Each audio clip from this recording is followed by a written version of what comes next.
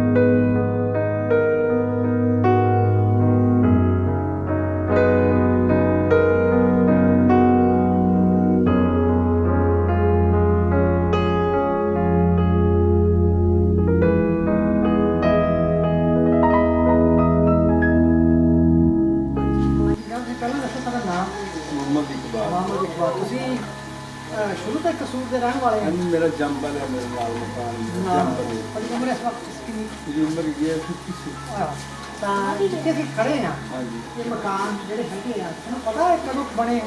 ਇਹ ਸਾਡੇ ਜੰਮੂ ਦੇ ਪਾਰਟੀਸ਼ਨ ਪਾਰਟੀਸ਼ਨ ਤੋਂ ਪਹਿਲਾਂ ਤਾਂ ਇਹ ਜ਼ਿਆਦਾਤਰ ਇੱਥੇ ਕੌਣ ਰਹਿੰਦੇ ਹੁੰਦੇ ਸੀ? ਸਿੱਖ, ਹਿੰਦੂ, ਮੁਸਲਮਾਨ ਕੌਣ ਸੀ? ਅੱਜ ਇੱਥੇ ਜ਼ਿਆਦਾਤਰ ਸਰਦਾਰ ਗੁਜ਼ਾਰੇ ਸੀ।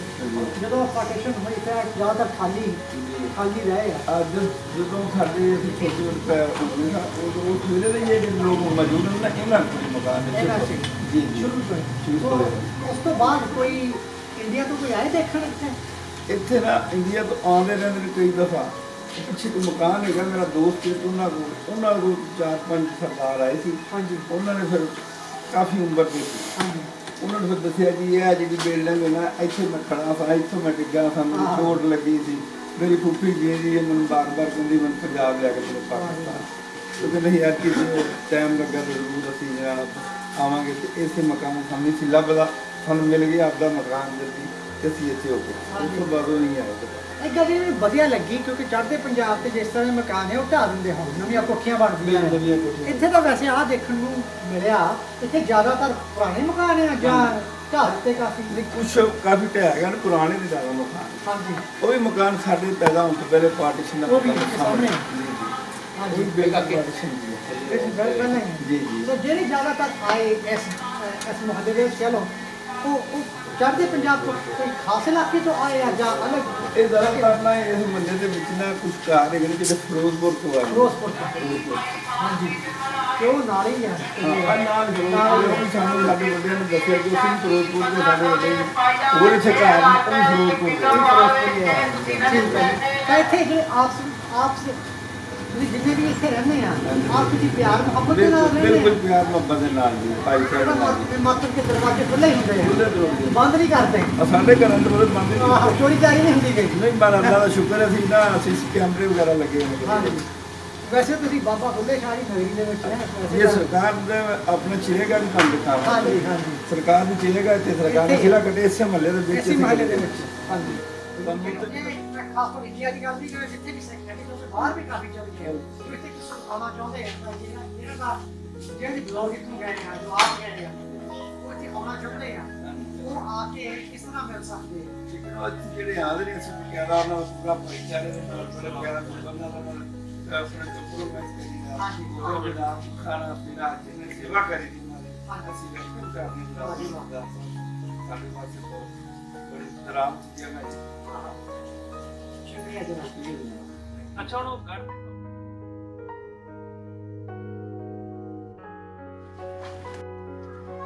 ਅੱਛਾ ਇਹ ਵੀ ਸਾਰੀ ਪੁਰਾਣੀ ਬਿਲਡਿੰਗ ਹੈ ਹਾਂਜੀ ਹਾਂਜੀ ਇਹ ਬਹੁਤ ਪੁਰਾਣੀ ਬਿਲਡਿੰਗ ਹੈ ਤੇ ਇਹ ਇੱਥੋਂ ਹੁਣ ਇਸ ਵੇਲੇ ਕੌਣ ਰਹਿ ਰਹੇ ਨੇ ਇਹ ਮਕਾਨ ਬੰਦ ਪਿਆ ਜੀ ਇਹਦੇ ਇਹ ਬੰਦ ਹੈ ਮਕਾਨ? ਬਿਲਕੁਲ ਬੰਦ ਹੈ ਮਕਾਨ ਅੱਛਾ ਅੱਛਾ ਤੇ ਇਹ ਫਿਰ ਇਹ ਜਿਹੜੀ ਸਫਾਈ ਵਗੈਰਾ ਕਰਾਈ ਹੋਈ ਹੈ ਰੰਗ ਰੋਗਨ ਕਰਾਇਆ ਹੈ ਇਹ ਬੜਾ ਸੋਹਣਾ ਲੱਗ ਰਹੀ ਹੈ ਇਹ ਕਿਹਨਾਂ ਨੇ ਕਰਵਾਇਆ ਇਹ ਅਸਾਂ ਖੁਦ ਮਹੱਲੇਦਾਰਾਂ ਨੇ ਕਰਾਇਆ ਰੱਬੀ ਲੈਵਲ ਦਾ ਇੱਥੇ ਤਾਂ ਅੱਛਾ। ਪ੍ਰੋਗਰਾਮ ਕਰਾਇਆ ਸੀ ਇਲਾਜ ਵਗੈਰਾ ਕਰਾਇਆ ਹਾਂ ਹਾਂ ਜਿਹੜੀ ਸਜਾਈ ਸੀ ਬਹੁਤ ਜ਼ਿਆਦਾ ਇਹ ਤੇ ਬੜੀ ਹੋਰ ਤੁਸੀਂ ਥੋੜੀ ਸਾਰੇ ਮਹੱਲੇਦਾਰਾਂ ਨੇ ਮਿਲ ਕੇ ਤੇ ਇਹ ਜਿਹੜੀ ਸਾਰੀ ਹੈ ਇਹ ਸਜਾਵਟ ਹੈ ਸਾਰੀ ਹੈ। ਬੜੀ ਵੱਡੀ ਗੱਲ ਹੈ ਬੜੀ ਵੱਡੀ ਗੱਲ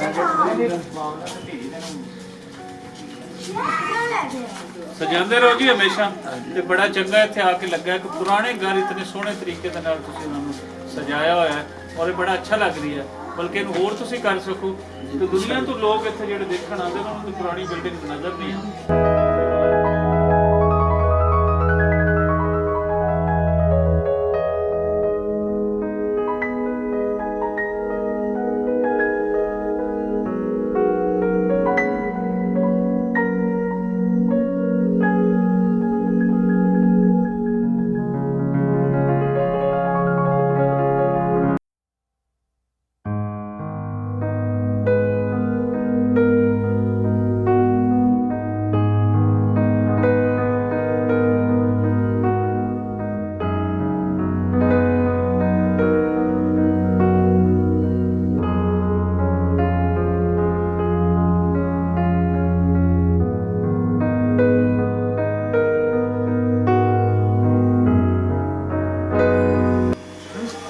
ਦੇਖੋ ਕਿੰਨੇ ਸੋਹਣੇ ਤਰੀਕੇ ਨਾਲ ਇੱਥੇ ਸਜਾਇਆ ਗਿਆ ਹੈ ਛੋਟੀ ਜਿਹੀ ਗਲੀ ਆ ਤਾਂ ਇੱਥੇ ਪੁਰਾਣੇ ਘਰ ਆ ਜਿਹੜੇ ਪ੍ਰੀ ਪਾਰਟੀਸ਼ਨ ਤੋਂ ਵੀ ਪਤਾ ਨਹੀਂ ਕਿਸ ਸੰਨ ਤੇ ਸਰੀ ਤੇ ਬਣੇ ਆ ਪਰ ਇੱਥੇ ਸਜਾਇਆ ਗਿਆ ਇਹ ਸਾਨੂੰ ਇਹਨਾਂ ਮਿਲਦਾ ਨਹੀਂ ਕੁਛ ਦੇਖਣ ਨੂੰ ਪਰ ਇਹ ਛੋਟੀ ਜਿਹੀ ਗਲੀ ਆ ਇਹਨੇ ਪੁਰਾਣੀ ਇਤਿਹਾਸ ਇੱਥੇ ਹੋਣਾ ਜੋ ਸਾਨੂੰ ਪਤਾ ਨਹੀਂ ਹੈਗਾ ਸ਼ਾਇਦ ਲੋਕਲਸ ਨੂੰ ਨਹੀਂ ਪਤਾ ਆ ਪਰ ਇੱਥੇ ਕਿੰਨਾ ਸਜਾ ਕੇ ਇਹ ਗਲੀ ਰੱਖੀ ਹੋਈ ਹਾਂ ਸਾਨੂੰ ਪਹਿਲੀ ਵਾਰੀ ਮੈਨੂੰ ਤਾਂ ਦੇਖਣ ਨੂੰ ਜਦੋਂ ਮੌਕਾ ਮਿਲਿਆ ਕਿਉਂਕਿ ਖਾਸ ਜਦੋਂ ਲਾਹੌਰ ਦੀਆਂ ਗਲੀਆਂ ਦੇਖੀਆਂ ਉਹ ਕੁਛ ਇਸ ਤਰ੍ਹਾਂ ਦੀ ਸਜਾਵਟ ਨਹੀਂ ਕੀਤੀ